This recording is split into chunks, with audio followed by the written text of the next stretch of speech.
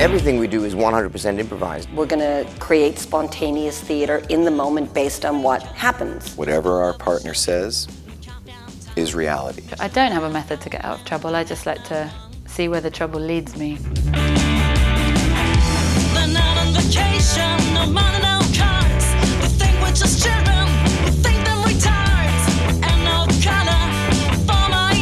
Failure is part of the course, I guess.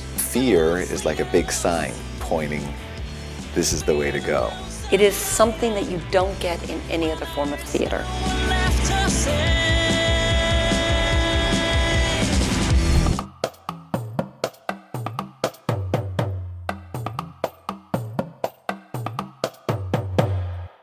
The Moment Festival is an international improv theater festival which takes place every year here in Vienna. About 6 days in autumn, and it's held in the TAG Theater an der Guppendorfer Straße. It's a sort of an academy and it's a performance festival too. Improv means no script, nothing is planned. It's always spontaneous and you create everything out of the moment. We started the first festival in 2001. The goal was to connect with the international improv community, of course. And the goal was to put Vienna on the international improv map. The name of the festival is inspired by a book which was written by Randy Dixon. And we thought, well, that is a good title for an improv festival too. We asked him for permission and he said yes, of course.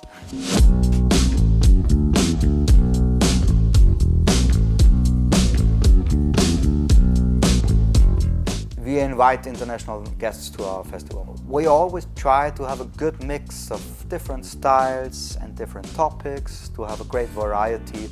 For the actors, it's a great chance to connect to other improv performers, to exchange and to learn new things.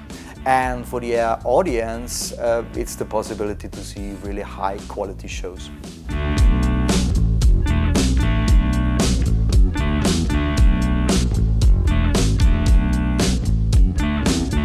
We have a lot of workshops, a lot of different workshops with different teachers. Some are public and some are for the internal actors.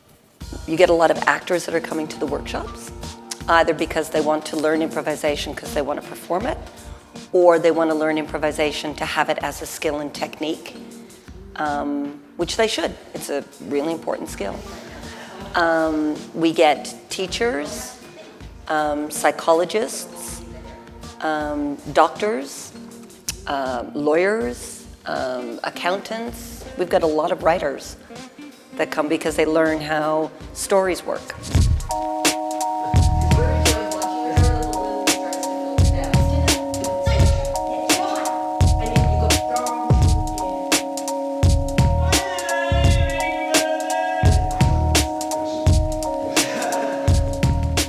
I have my skills over all the years I've trained. I have my theme, my research, my approach. I have a bunch of activities that help facilitate that.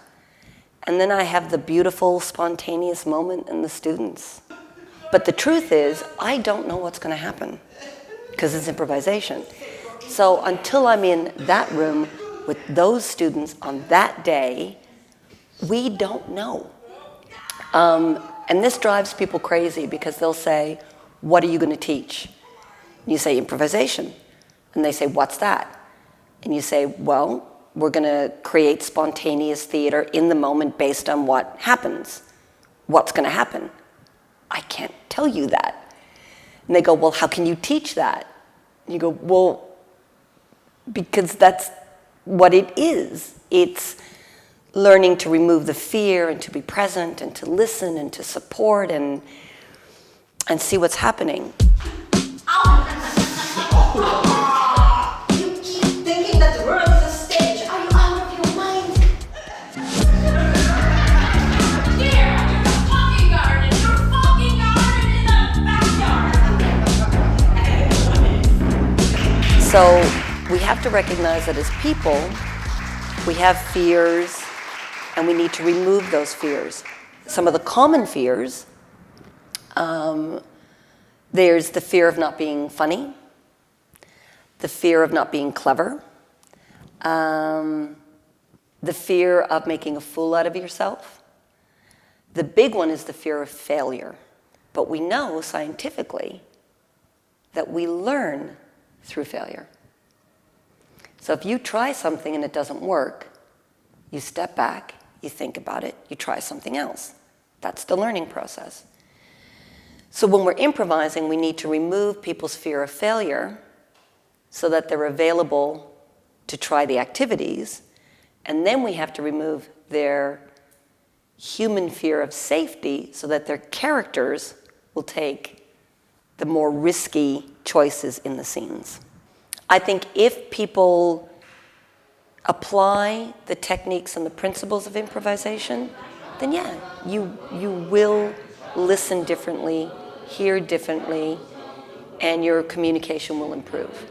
Done with the troubles of the world, going home to live with God. Soon I will be done with the troubles of the world, the troubles of the world, the troubles of the soon I will be done with the troubles of the world, going home to live with God. Soon I will be done with the troubles of the world, the troubles of the world, the troubles of the way, soon I will be done with the troubles of the way, going home to live with God. So the most important thing for me in the workshops that I teach, because I teach mostly improvised music, I teach how to sing improvised songs, because that's what I do. The company that I'm with in London is an improvised musical. So for me, the most important thing is to get people freely singing and making songs, improvised songs, sound like songs that just happen to be improvised, rather than sound like improvised songs. This is fake. I mean, all these people coming, eating our cakes. I think this is fake. I think music is important in improv. For me, the way I use music is that music allows you to express yourself in a way that you can't express yourself verbally with just speech. That these waiters all are so polite and so very well dressed. I wonder if they might be able to take better care of this mess. An audience will accept things in song that they wouldn't accept in normal speech.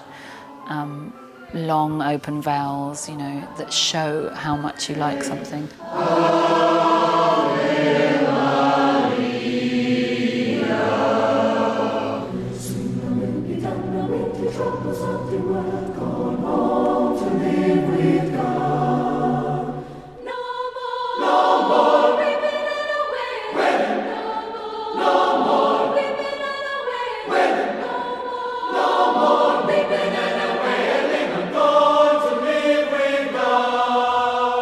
The best part about teaching is seeing someone surprise themselves and seeing someone do something that they weren't sure they could do, or just being surprised, or seeing something that I wasn't expecting to happen, and just watching the joy.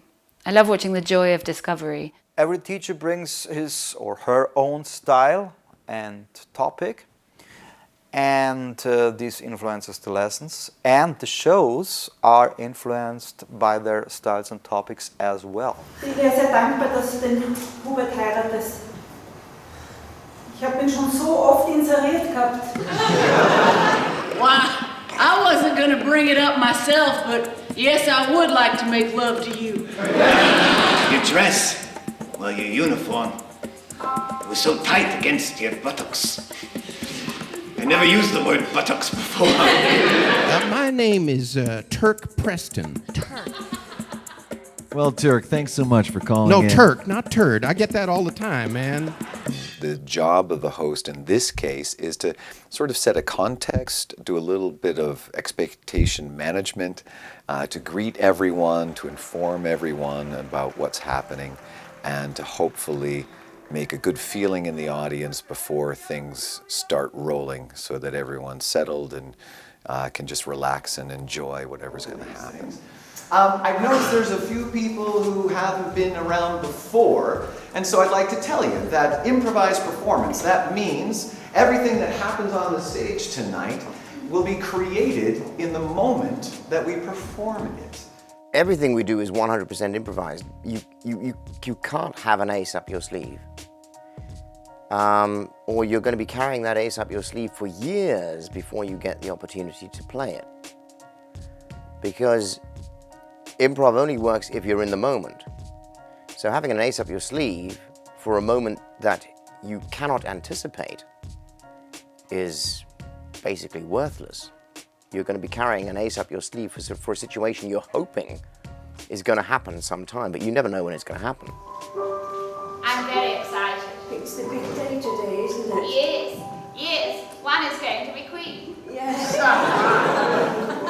One is going to be Queen of England. It's all the old empire. Sometimes I feel bad about that. I do, Murgatroyd. Terribly bad. Let us try on your crown. Oh, yes. And forget all about the people that we've enslaved over the centuries. When it works in the room, the magic of that moment that everybody shares, the performers and the audience, it is something that you don't get in any other form of theater. Right? It's electric. But you only get that if we're living in the moment and we're taking the risks. And in order to do that, we have to accept the fact that there's failure.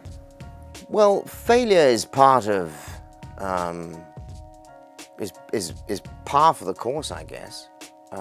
You never know whether it's going to work, and it might not. It might not work as well as you intend it to, or you wish it works better. Sometimes it works really well, and sometimes it's a little messy. The fear is like a big sign pointing, this is the way to go.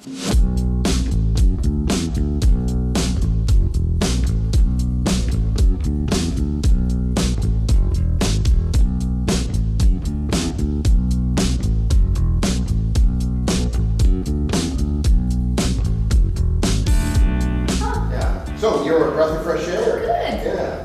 Cynthia. Cynthia. Do you like Cindy? Cynthia. I hope there's something wrong with them. And then I just broke me. You know?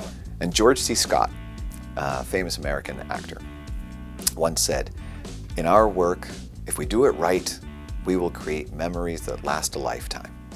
And if we do it poorly, then we look like idiots for a few moments."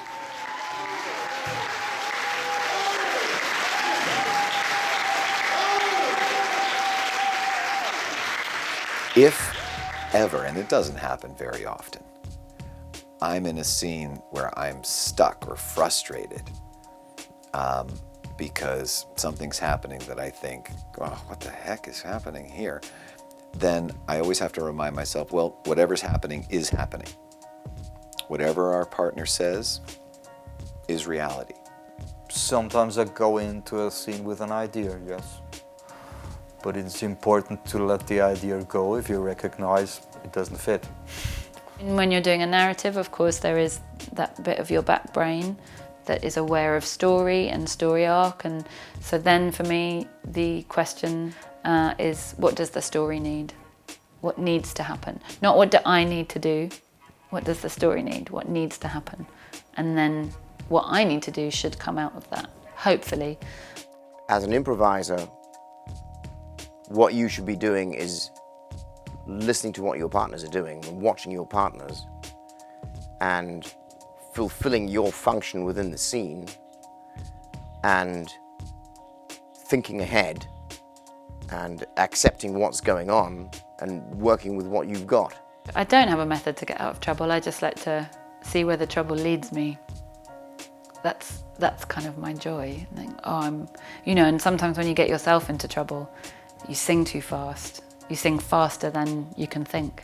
But then that's when the joy comes out, because you're surprising yourself. It starts off painful and it starts off bad, but by the time you're in the 60s, it'll be the best you ever had.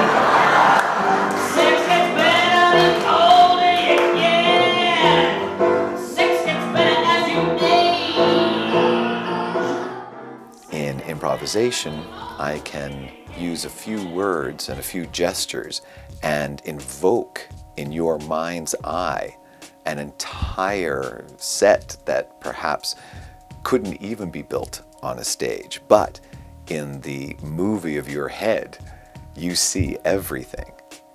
An improv audience works harder than any other audience, but they don't know that that's what they're doing. I think there's definitely an element of them enjoying seeing us take the risk of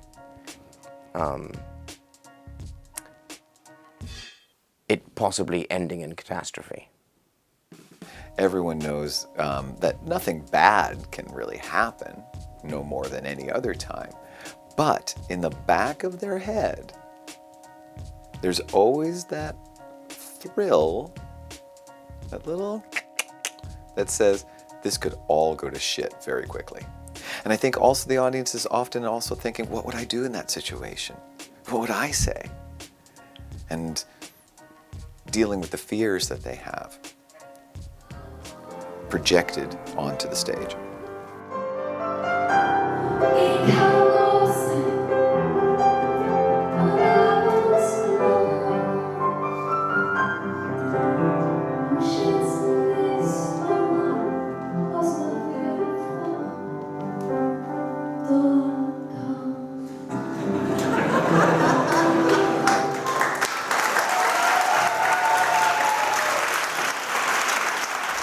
At the Moment Festival, we try to push not only the artists that are here, but also the art form, and to show that improvised performance is an art form that is bound only by our imaginations. And so to get such a Vielfalt in types of performance is really great and very special at Moment.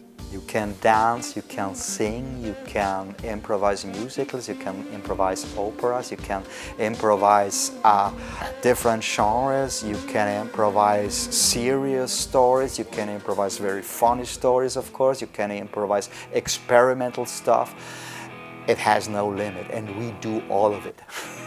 I think for the audience, what's wonderful is for people who have never seen improvised theater before to be exposed to it at home on such a high level.